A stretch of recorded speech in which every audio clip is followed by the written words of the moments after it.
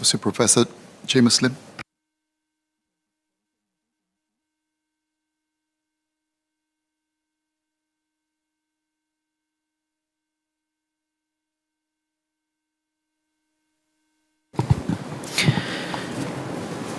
Mr. Speaker, the proposed amendments to the Business Trust Act are predominantly of a technical nature, with the goal of streamlining existing stipulations or to better align the Act with other acts, in particular the Companies Act and the Securities and Futures Act, or international standards, such as the International Financial Reporting Standards.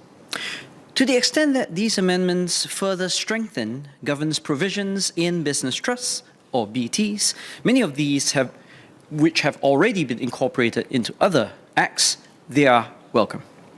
For my speech, I wish to speak about three issues. I'll begin by touching on a number of concerns directly related to the various amendments proposed by the bill. Next, I'll move on to discuss the implications that the bill may have by further encouraging the BT structure for the economy at large. Finally, I will speak more generally about how trusts, along with foundations, may be repurposed as instruments that would enable the government to better meet its fiscal objectives. Before I proceed, I wish to declare that I am the Chief Economist Emeritus of Third Rock, a homegrown boutique wealth management and consultancy business. The bill offers a host of amendments, some 124 pages worth, for an original act that was just 14 pages longer. Some of these strike me as unambiguously good, others are just a little bad, and yet others just a tad ugly. First, the bill makes provision, captured in the revised Section 20 of the bill, that only a 50% majority, rather than the current supermajority of 75%, of unit holders' approval is required to remove the trustee manager. Now, this amendment corrects a long-standing yet glaring discord between BTs and other related trust structures, notably real estate investment trusts or REITs, where only a simple majority was required for removing the manager. Given the enormous power vested into a trustee manager within the BT structure, this change will re-enfranchise the average unit holder. For this reason, the change is good and very much welcome. Second, I will question the porting of certain amendments just because they have been stipulated in the Companies Act. As this House is likely aware, business trusts are distinct from either corporations or trusts. For that reason, certain advantages offered to either pure business enterprises or trusts may not be as applicable to a BT. So let me offer two concrete examples. The new Section 27B and C of the Act allows the trustee manager to extend trust monies via a loan on specified terms to trust directors, akin to sections of the Companies Act. Now, one could credibly make an argument that directors of a firm are integral to its viability as a going concern, and hence deserving of such support from the business entity. But the case is much harder to make for a trust. After all, the very design of a trust is already one step removed from the principles to allow business decisions to be rendered sufficiently independently of the directors. As another example, the new Section 52C vests on the MAS the ability to liquidate and deregister business trusts. To be fair, this strikes me as a fairly pedestrian change that is likely to be invaluable for operational purposes. Still, I wish to seek the assurance of the Minister that the MAS will only exercise this power to wind up BTs judiciously.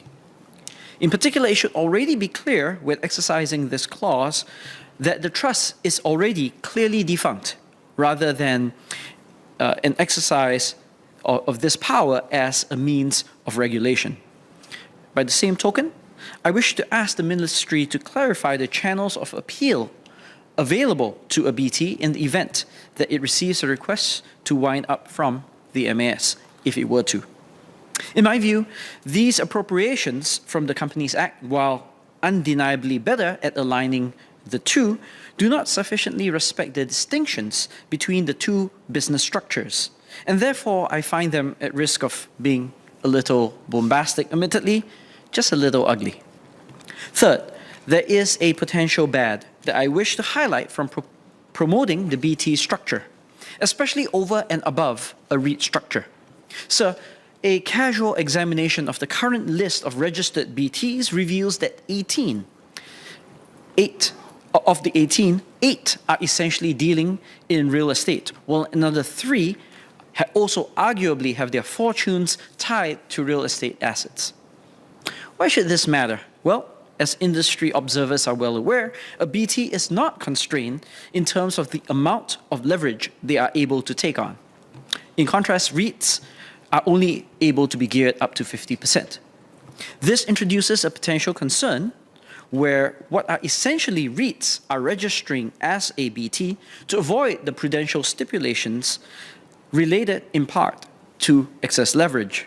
Indeed, while some BTs do explicitly state that their practices more closely imitate REIT guidelines, such as restraining the amount of leverage that they take on, these are merely self-regulating assurances, which are not limited by the force of law.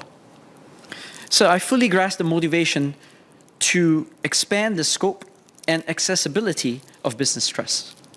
This vehicle offers greater flexibility in extracting value from cash flow generating assets over how distributions may be made and in structuring of assets under development. Undoubtedly, there are major reasons for their comparative popularity. I also recognize that the benefits of BT from the perspective of our position as an international financial center, making as many possible asset management instruments available strengthens our relative attractiveness as an international financial and wealth management center. It also allows our financial sector professionals and population at large to germinate keener interest and understanding of the role that increasingly more complex financial instruments play in our domestic and financial and economic landscape. Even so, there are potential risks to the expanding role of BTs insofar as our economy is concerned. I had already alluded to one, pointing out that BTs are legally unconstrained by loan-to-value requirements and hence may engender greater financial stability concerns as a result. Allow me to touch on another, one that may carry more profound implications for the average worker in the economy. As members of this House are undoubtedly aware, business entities, whether taking the form of companies or a trust, typically adhere to the rigors of maximizing profits and shareholder value. In a world unencumbered by non-monetary considerations, it would be difficult to fault either entity for being more brutal in imposing market discipline. But we know that companies, large and small, deviate from this so-called neoclassical ideal all the time. Enterprises in China and Japan often strive to preserve employment, either for reasons of social stability or corporate loyalty.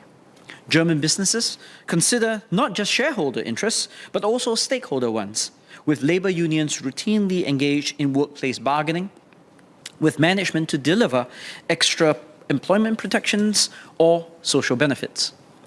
Even here at home, this government has frequently trumpeted the importance of tripartite negotiations to promote aggregate welfare within our corporate context.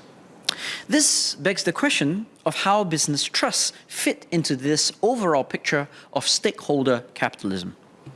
If BTs increasingly become a favored structure for managing large business asset holdings, would the additional distance between unit holders and management afforded by the BT, and by design, inadvertently undermine the ability of workers to engage in negotiations with management? Would we see greater willingness by BT-managed businesses to fire employees at the first whiff of a downturn? What are the implications of more REITs and real estate-focused BTs for escalating rent and sales prices if such structures were to proliferate? After all, the BT structure, as opposed to other forms of trusts, permit greater proactive involvement of the trustee manager in the everyday firm operations. If this enhanced interventionism is paired with more flagrant disregard for non-pecuniary objectives, perhaps because of differences in the investment horizon, then I fear that directed action by the trustee managers or their proxies on corporate decisions may induce more cutthroat behavior by these firms in favor of capital to the detriment of labor. Finally, I will note that BTs do not have a distribution requirement, whereas other trust frameworks, such as REITs, must respect a distribution of at least 90% of distributable income under the Income Tax Act. Well, this allows the trustee manager to exercise greater discretion in how they will translate cash flow into returns, and is in fact one of the attractive aspects of a business trust. One is left to wonder if this distinction ends up promoting excess accumulation and in turn exacerbating wealth inequality. This, of course, is a non-trivial matter. As this House is well aware, social inequality has been rated by Singaporeans as their third most pressing concern, just behind bread and butter issues like employment and healthcare. This concern is especially acute among young Singaporeans who, perhaps predictably, feel like they have the greatest stake in the yawning wealth gap. It has also been exacerbated by the influx of wealthy individuals from abroad. What I'm suggesting here is that we can go one step further and further refine our existing system. I previously alluded to how we could do this in the context of my adjournment motion on wealth taxation. I will now elaborate on this idea in greater detail. While trusts may seem esoteric and limited to high net worth individuals, most of us would, in fact, be familiar with some form of trust. Most of us would have nominated beneficiaries to our insurance policies or CPF monies. Last year, this House also debated amendments to the Mental Capacity Act, which included an extensive discussion of the lasting power of attorney, which is a trust arrangement. Those of us lucky enough to have savings set aside in a unit trust will have some familiarity with such investment trusts. And of course, most of us have contributed to charities at some point in our lives, and such philanthropic foundations are the cornerstone of trust institutions. Thus, even without more involved estate planning, the average Singaporean would have some exposure to the notion of trusts. Of course, those with more means will often rely on yet more sophisticated instruments to manage their estate. Private family trusts, as well as family offices, are increasingly widespread here, allowing us to harness our global advantages as a wealth management center. Investment-oriented trusts, including unit trusts or REITs and BTs, the focus of our debate today, enable such assets to grow in a manner unencumbered by tax considerations prior to vesting. At the national level, this has promoted a landscape where trust institutions have become ever more important. The REIT asset class has grown to 138 billion in 2020. As Minister Tarman shared in response to my Sengkang colleague Louis Chua's parliamentary question, the number of family offices has also almost doubled between 2020 and last year, from 400 to 700. Our listed business trusts now boast a market capitalization of close to 20.6 billion. Yet in spite of this rapid growth in investment-oriented trusts, there are only little more than 400 philanthropic organizations and trusts in Singapore. The amount of tax-deductible donations received by charities has even receded slightly from a peak of 1.07 billion in 2018 to 1.01 billion in 2020. I venture that we can go further in how we manage our trust institutions to not only accentuate their supply side, the growing of assets ensconced within the trust, but also to foster their demand side and evolve them into grant-making institutions, and thereby build a stronger culture of philanthropy among the wealthier in our nation. Mr. Speaker, we've come far as a nation. Since independence, our per capita incomes adjusted for inflation have increased almost 16-fold from around 5,800 to around 91,000 last year. We are undeniably no longer a developing country. Yet, our philanthropic culture still retains the vestiges of economies that are far less advanced. Our fiscal financing, while diversified, essentially relies on a regime of low income taxes, with charges and fees, which are regressive in nature, still playing a prominent role. What I'm suggesting is that we could put these two together. We could allow private and non-profit sectors to assume greater importance in financing various public expenditures. This goes beyond approaches currently favored by this government, such as public-private finance partnerships for infrastructure, or the granting of the right to issue tax-exempt receipts for institutions of public character. In many advanced economies, wealthy individuals fund a wide range of socially beneficial activities, from naming rights to hospitals and university buildings and even park benches, to setting up non-profit organizations dedicated to various causes, to establishing foundations that provide grants to groups aligned with the foundation's declared mandate. One wonders if our tax structure could be further refined to provide additional incentives for business trusts to also be involved in philanthropic activities as well. In other jurisdictions, such activities are often wholly unconstrained.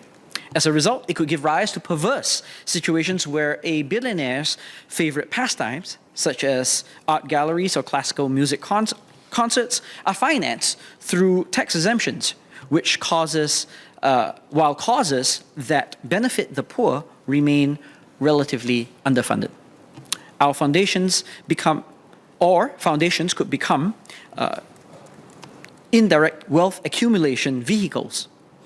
Now, to prevent such outcomes, we should consistently insist that our foundations consistently deplete their endowments by funding approved fiscal expenditures until a stipulated closure date. Foundations may retain some independence over their target expenditures, but these areas would be pre-selected by the government. This will result in an indirect wealth tax that carries significant social capital, appealing to high net worth individuals' sense of agency, civic responsibility, and earnestness. This could also encourage the development of fundraising and grant writing expertise in our domestic workforce. Besides potentially expanding a small cottage industry in the social sector, it could also increase the awareness of and affinity toward important causes that are valuable to our society. In my conversations with those in industry, I've been impressed by the complementarities that exist between the supply and demand sides of this story.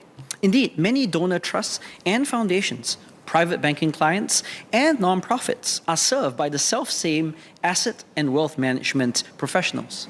As we position ourselves to mature even more as a global wealth management hub, enhancing such intermediary functions is a logical next step. My hope, sir, is that trusts and foundations will eventually become a part of our nation's social fabric. That we will not just privilege certain trust structures, such as investments or business trusts, to the detriment of others that will enrich the life of our citizens as well as our economy.